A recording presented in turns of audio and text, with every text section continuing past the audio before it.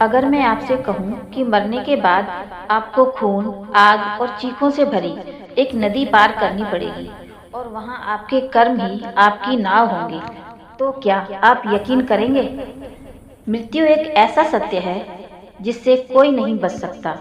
लेकिन सवाल यह नहीं है कि हम मरेंगे या नहीं, सवाल यह है कि मरने के बाद हमारा क्या होगा।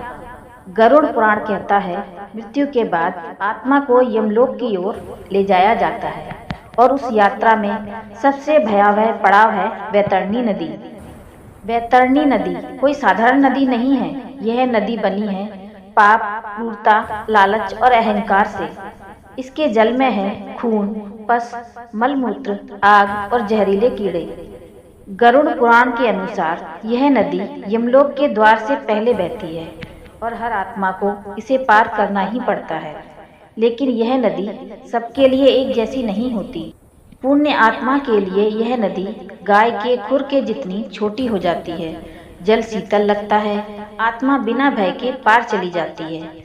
और वहीं पापी आत्मा के लिए यह नदी अनंत हो जाती है। जल आग बन जाता है, कीड़े शरीर नोचते हैं, आत्मा बार बार डूबती और उठाई जाती है। यमदूत कहते हैं, यह नदी नहीं है, यह तेरे कर्म बह रहे हैं।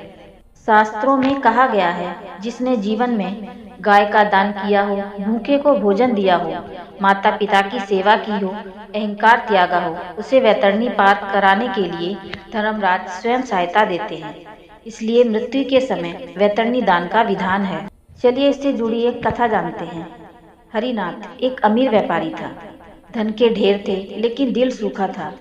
उसने कहा था, दान से कोई स्वर्ग नहीं मिलता। मृत्यु के बाद जब यमदूत उसे लेकर चले तो सामने उफनती दिखाई दी वैतरणी नदी। नदी से चीखें उठ रही थी। हरिनाथ कांपते हुए बोला, यह क्या है? यमदूत ने उत्तर दिया, यह तेरी जिंदगी का हिसाब है। उसे नदी में धकेल दिया गया। जल आग बन गया, कीड़े शरीर चबाने लगे। वह चिल्लाया, मैंने तो किसी का खून नहीं किया। यमदूत बोले, तूने किसी की भूख भी तो नहीं देखी। उसी समय एक साधारण किसान की आत्मा शांत भाव से नदी पार कर रही थी। उसके साथ एक उजली गाय चल रही थी। हरिनाथ ने पूछा, यह कैसे बच गया? उत्तर मिला, इसने बांटना सीखा, तू केवल जोड़ता रहा। वैतरणी नदी हमें डराने के लिए नहीं, यह हमें जगाने के लिए है। गरुड़ पुराण कहता है, जो इस लोक में दया नहीं रखता, उसके लिए परलोक में वैतरणी इंतजार करती रहती है। आपका घर, आपकी गाड़ी, आपका पैसा, सब कुछ साथ नहीं जाएगा। अगर कुछ साथ जाएगा तो वह है आपका कर्म। आज दया चुनिए, दान चुनिए, धर्म चुनिए, क्योंकि वैतरणी नदी कभी नहीं पूछती आप कौन थे, वह पूछती है आप कैसे थे। अगर आज की बातों ने आपके दिल को छू लिया हो तो इस वीडियो को लाइक करें, शेयर करें और सब्सक्राइब करें, क्योंकि अगला वीडियो यमलोक की अदालत और चित्रगुप्त के न्याय के ऊपर होगा। हर हर महादेव।